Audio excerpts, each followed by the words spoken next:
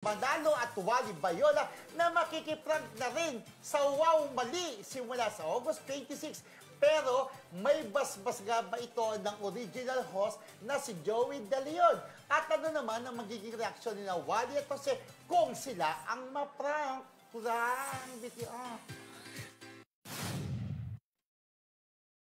Si Boss Joey kasi hindi masyadong hindi masyadong palasalita, hindi masyadong palasabi sa'yo ng gano'n. Yan yung tao, itong TVJ, pag nagkwekwento yan, kailangan pakinggan mo sila eh. Kasi meron silang, sa kwentuhan, may mapupulot ka na eh.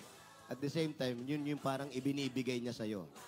Sorry ka na lang pag hindi mo naintindihan. So, ganun din si Boss Joey na sinabing, basta kayo, okay ako. Kumbaga, yung tiwala niya sa amin, kaya nagpapasalamat kami na hindi niya naman mag-oo-oo.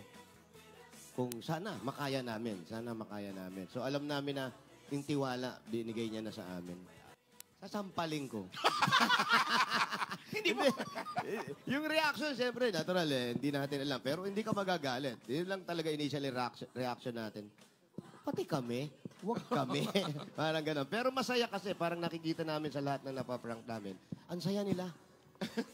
Lalo pag rumibil na at lumabas kami, ang saya nila, yung iba yung tuwang nakikita mo doon sa mga tao. Na parang, naprank ako, pero sa TV to. At TV5 pa to, ha? Yun ang may malupit pero, doon. Jose Wally, meron bang iba na ba pinaprank nyo sila? Tapos ang parang ayoko, huwag nyo yun ilabas. Pwede ba yung gano'n na hindi nyo ilalabas pag nakiusap? Huwag nyo kami ilabas. Hindi namin gusto yung ginawa nyo. Baka mapamura pa minsan yung iba, di ba? Magat, masampal. Yung parang gano'n, di ba? Wala pa. Katulad po ng sinabi ni Jose po, wala pa pong nag-react naman na ano. Masaya po sila. Tapos, yun nga, pag nakita na kami, mas lalo nagugulat. Alam mo, nalito ako kung sino si Wally Tsaka si Kuya Romel. Wow Mali! Kaya ka Wow Mali! Wow Mali tayo Ako si doon, Jose. Ako si Wally pala. Wally diba?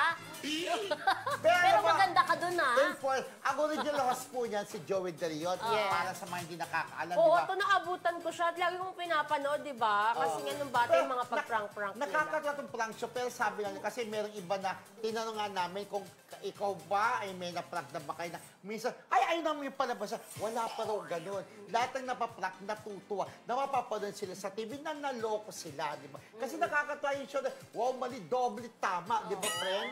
At least ang sipag mo, ha? Oo. Nagtatrabaho ka na, nag-host ka pa dito. Di ba? Ando na ako sa press ka, dito pa ka.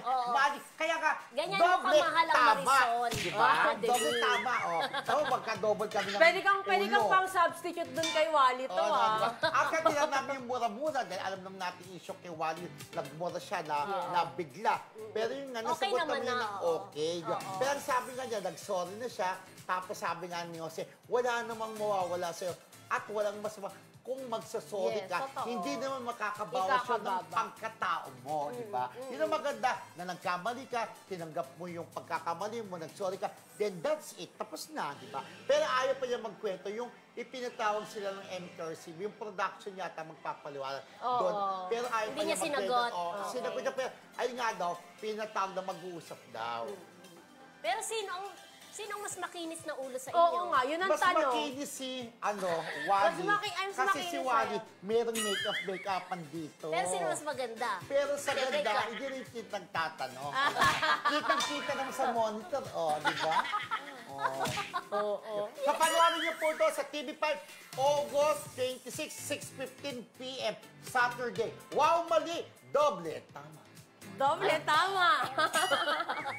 Okay, mainit na